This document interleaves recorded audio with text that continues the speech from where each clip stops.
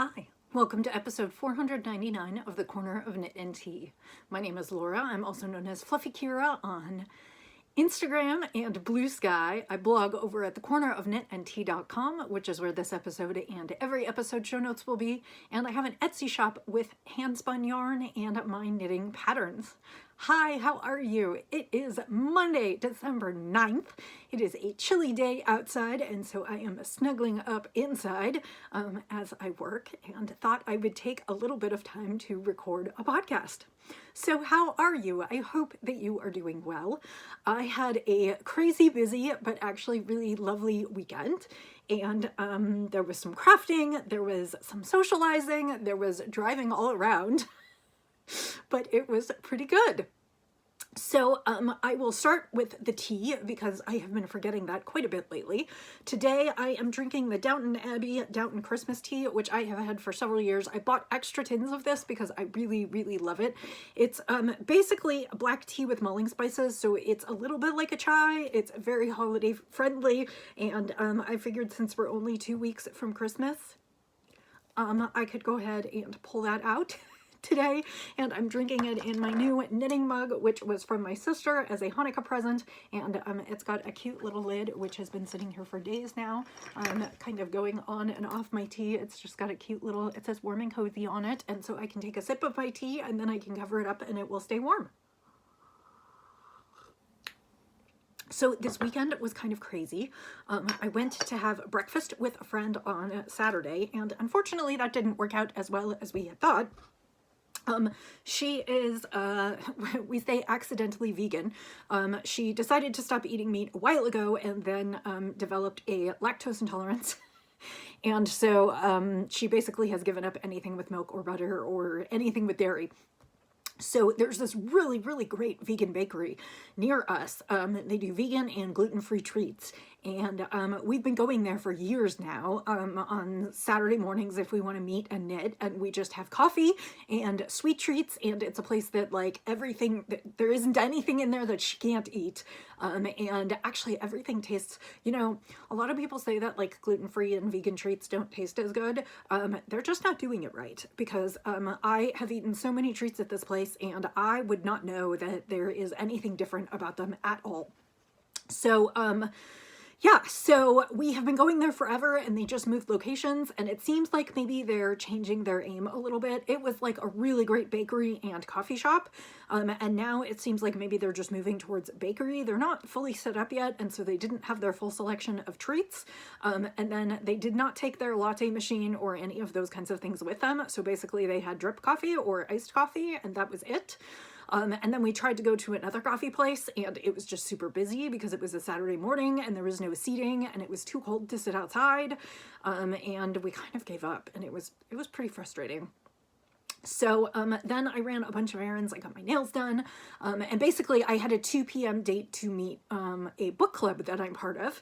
And so on the way, since I had some extra time to kill and it was kind of up north of the city, I actually went and visited a fabric shop up north of the city that I had never been to, and it was super cute, and I got a few things, but it was super cute, and I am really just trying to in the past several months, I really have been thinking about the fact that I really want yarn stores and fabric stores to succeed, and it is super easy to reach out and buy online, and it's not to say you can't buy online from indie dyers that you can't get near you, but I have really been thinking about the fact that I want to show up to my local stores and I want to buy things and not just buy online.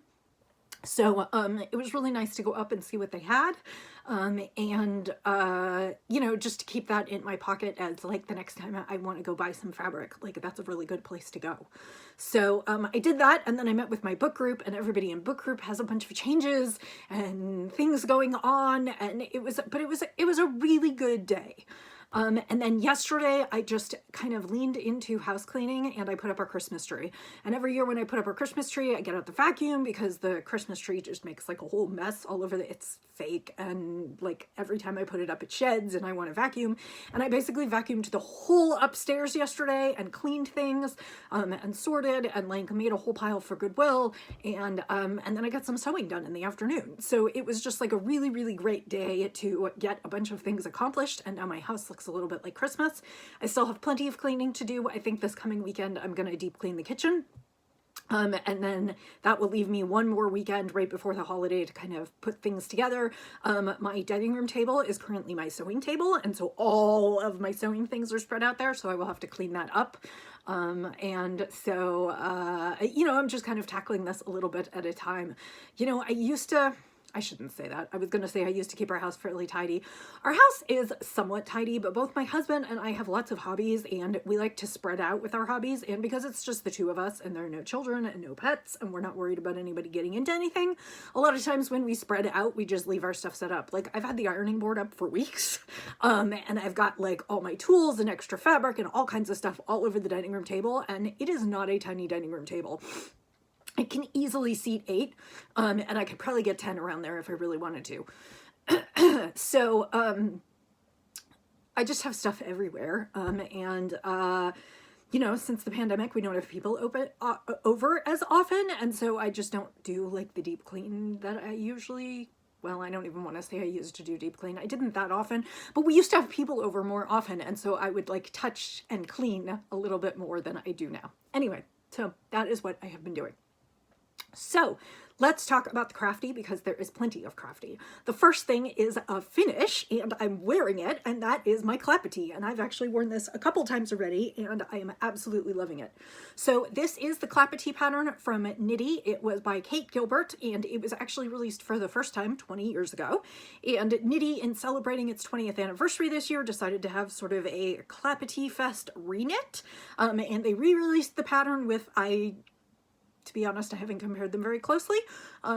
Probably more guidance and a little bit more range in terms of the yarns that you can use. And so and then challenged people to knit them and post photos. The last time to post photos is midnight tonight. And to be eligible for prizes, you have to take a picture of yourself wearing your clapetee and post it. And honestly, I just put mine on the mannequin and took a photo. So I'm not going to be eligible for prizes, but that's fine. I don't need any prizes. I enjoyed this so much. I haven't enjoyed a knit this much in a long time. And I think part of it is that it was like something new that I cast on while I was having trouble with my arm, and my arm got better as I knit through it. And it was pleasurable. It has lots of little repeats in it. And so I took it with me over the holidays and like really cranked through it, because I could just do a few rows here and a few rows there, and before you know it, I had a finished clapetee. And I planned it very carefully, in the sense that I had an oversized skein, which was 8 ounces and approximately 560 yards. I think the skein was actually heavy, and so I think I had a little bit more in there than I anticipated. I thought I was gonna not have quite enough because the pattern calls for 800 yards, and so the one modification that I made is I did fewer repeats at the start, sort of in the setup.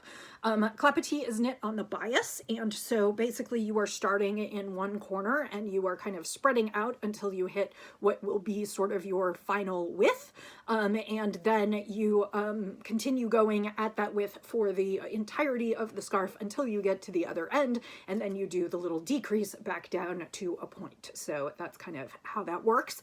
And what I did is I weighed my skein from the starting point to where I got to my full width, so that I knew what that corner kind of took in terms of yarn, and I basically knit through to where I got to that point, and it magically happened to be at a full repeat. And so I just basically started my final section of the scarf with just a little bit left, and this is what I had left over. This is like 2 grams. I was kind of sweating it a little bit and also not. Like, mathematically, I knew in my brain that I had a couple grams more than I needed to finish, but I also, yeah. So there we go. That is what I've got. So that is finished now, and to knit that I used, hang on, I've got my thing here. It was a skein of threadhead yarn from Marcy Blank. It was her superwash, like I said, 8 ounces and approximately 560 yards, 100% Australian superwash merino, and it was in lovely blues, which are not showing up as well on screen as I would like them to, but and Per the pattern, this is sort of the correct, this is the front way, I think, because the reversed stockinette stitch kind of blends the colors more than the stockinette stitch does, but so I've been wearing it that way, and I will be honest, I didn't actually block this. I like the way it curls, I like the way the dropped stitches kind of pucker up and give you a little bit of textural variety, and so I have actually just been wearing it as is, and I have been loving it. And I normally do block, but this one, what I really didn't want to happen was I didn't want to wash it and then have it lay like completely flat. I wanted it to be kind of curly and trap lots of air pockets, and so I have not blocked it. I may choose to block it in the future, but for now I think I'm just enjoying it the way it is. And the only thing I will say is be careful not to snag any of these dropped stitches. I did that accidentally on Saturday and I was not pleased, but I was able to sit with a excuse me, I was able to sit with a tapestry needle and kind of spread that back out over the stitches, and so it's fine today. So that is the first object that I wanted to talk about, and it's a finished object, which is lovely.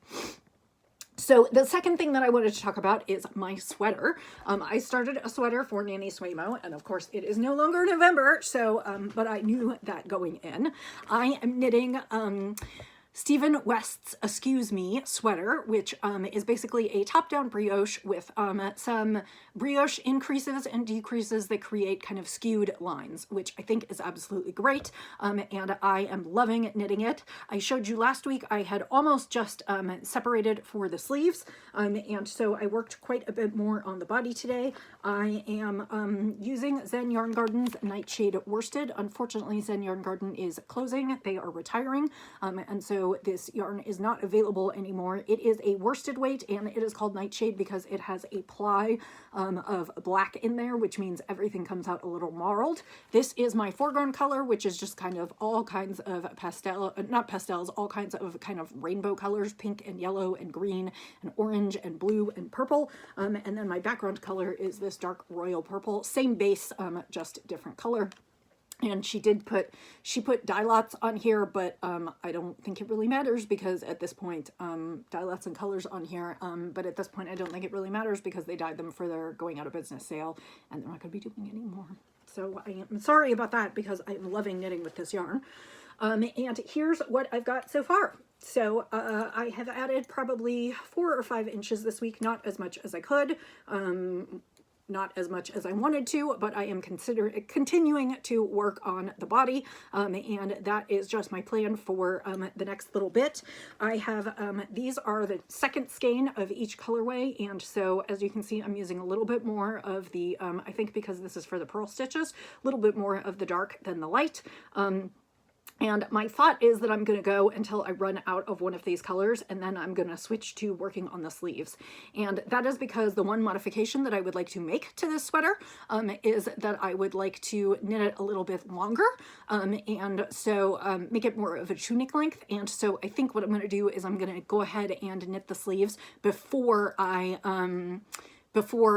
finish the body so that I don't have like quite as much body going round and round and round as I work on the sleeves. It will also help me, I don't have to preserve yarn because I have plenty. I have more than I will need, but yes. Okay, so that is my sweater project, and I will be continuing to work on that this week. So I'm going to pause it for just a minute because I have a notification from work that I need to attend to, and then I will be back with you.